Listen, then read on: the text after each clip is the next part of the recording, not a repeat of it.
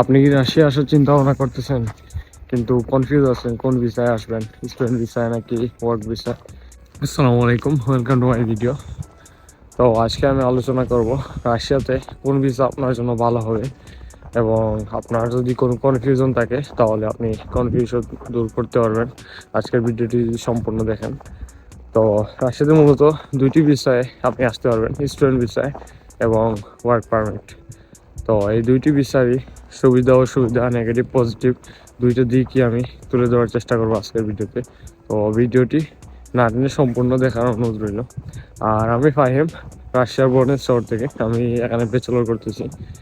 আর আপনি যদি আপনার নতুন হয়ে থাকেন তাহলে অবশ্যই সাবস্ক্রাইব করতে ভুলবেন না, কারণ আমি অনেক ইনফরমেশন দিব রাশিয়া সম্পর্কে এই চ্যানেলে। তো দেরি না করে শুরু করা যাক। প্রথমে রাশিয়াতে স্টুডেন্ট ভিসার কিছু সুবিধা নিয়ে আলোচনা করি। তো প্রথম যে সুবিধা সেটা হলো রাশিয়াতে তুলনামূলক স্টুডেন্ট ভিসা পাওয়া সহজ বাংলাদেশিদের জন্য অন্যান্য ইউরোপীয় কান্ট্রির তুলনায়। কারণ আপনার যদি মিনিমাম 3.50 অথবা এর উপরে থাকে রেজাল্ট এইচএসসি অথবা ব্যাচেলরে, তাহলে আপনি অবশ্যই সহজে অ্যাডমিশন পাবেন এবং ইনভিটেশন পাবেন।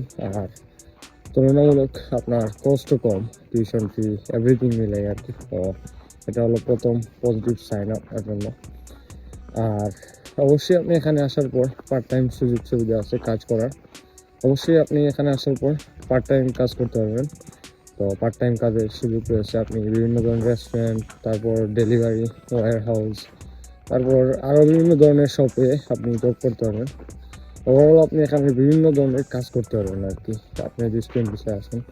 আর আরেকটি সুবিধা হলো আপনি যদি ভালো রেজাল্টে পাস করতে পারেন রাশিয়ান ইউনিভার্সিটি থেকে, তাহলে আপনি টিআর, যেটা টেম্পোরারি রেসিডেন্সি কার্ড, এবং পিআর পাবেন। আরও অনেক সুযোগ সুবিধা রয়েছে আপনি স্টুডেন্ট বিষয়ে আসলে রাশিয়াতে। তো এটা হলো আপনার স্টুডেন্ট ভিসার সুযোগ সুবিধা। আর আপনার এখন কিছু অসুবিধা নিয়ে বলে স্টুডেন্ট ভিসার কিছু অসুবিধা হলো আপনি কখনো ফুল টাইম কাজ করতে পারবেন না এখানে, আপনার ফুল টাইম কাজ করার অনুমতিও নেই। আর স্টুডেন্ট ভিসার আরেকটা নেগেটিভ সাইড হলো এখানে পড়াশোনার একটু চাপ থাকবে। আপনি যদি শুধু কাজ করেন তাহলে আপনার জন্য এখানে সার্ভাইভ করা ডিফিকাল্ট হয়ে যাবে, কারণ আপনার ভিসা ওরা ক্যান্সেল করে দিবে। তো আপনার এখানে আরেকটা সমস্যা হলো আপনার পড়াশোনার চাপ রয়েছে। তো এগুলাই হলো আপনার স্টাডি ভিসায় আসার পজিটিভ এবং নেগেটিভ সাইড। তো এখন আমি আলোচনা করার চেষ্টা করব ওয়ার্ক ভিসার কিছু সুবিধা নিয়ে। ওয়ার্ক ভিসার সুবিধা হলো আপনি এখানে নির্দিষ্টভাবে একটা বেতন পাবেন মাস শেষে, এবং আপনার কাজের কোনো লিমিটেশন নাই। যেমন স্টুডেন্ট ভিসায় আপনার এত ঘন্টা কাজ করতে পারবেন, আপনার ক্লাস করতে হবে, ক্লাস করার পাশাপাশি আপনি কাজ করতে হবে। কিন্তু ওয়ার্ক পারমিটে আপনার শুধু কাজই করতে হবে, অন্য কোনো প্যারা নাই, এবং আপনার কোম্পানি থেকে টাকা খাওয়ার সুযোগ দেবে, এবং আপনি মাস শেষে নির্দিষ্ট একটা অ্যামাউন্ট বেতন পাবেন।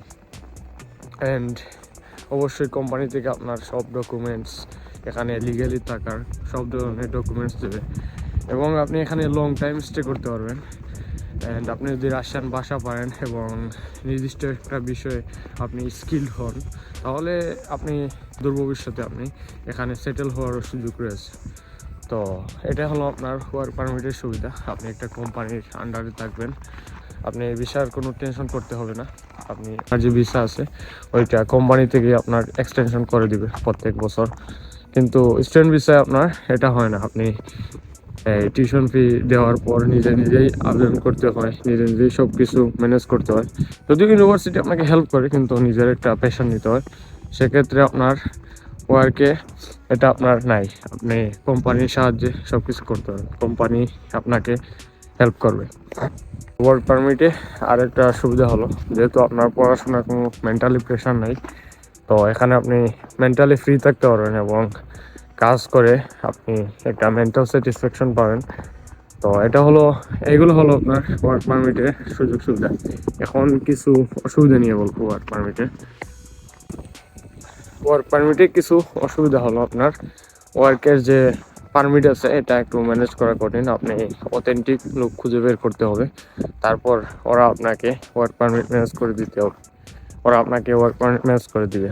এবং আরেকটা যেটা সমস্যা হচ্ছে, আপনি যেহেতু প্রথমে এসে কাজ করবেন রাশিয়ানদের সাথে, সেক্ষেত্রে আপনার বাসার একটা সমস্যা হতে পারে। এটা একটা অবশ্যই কঠিন সিচুয়েশন হবে আপনার জন্য, কারণ রাশিয়ান ভাষা অনেক কঠিন।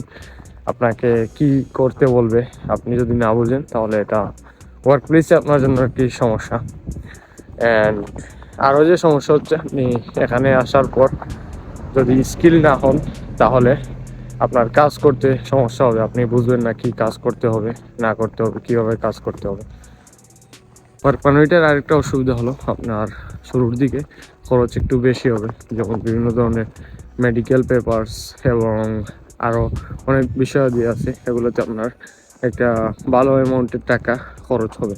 তো এই হলো আপনার স্টুডেন্ট ভিসা এবং ওয়ার্ক পারমিটের সুযোগ সুবিধা। এগুলা আপনি বিবেচনা করে অবশ্যই ডিসিশন নেবেন আপনি কোন ভিসায় আসবেন।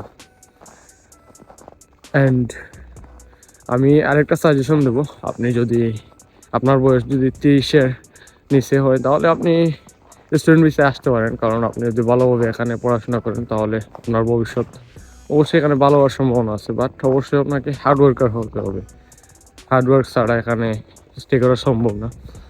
তো এই হলো আজকের আলোচ্য বিষয়। আর আপনি অবশ্যই ভালো একটা ডিসিশন নেবেন। আপনার আমার এই ভিডিও দেখে আমি সব কিছু আলোচনা করার ট্রাই করেছি। আর আপনি যদি রাশিয়ান ইন্টারেস্টেড থাকেন এবং রাশিয়ার বিভিন্ন ধরনের কালচার সব কিছু নিয়ে ইন্টারেস্টেড থাকেন, ইনফরমেশন জানার যদি ইচ্ছা থাকে, তাহলে অবশ্যই আমার চ্যানেল সাবস্ক্রাইব করবেন। আর আজকের ভিডিও পর্যন্তই।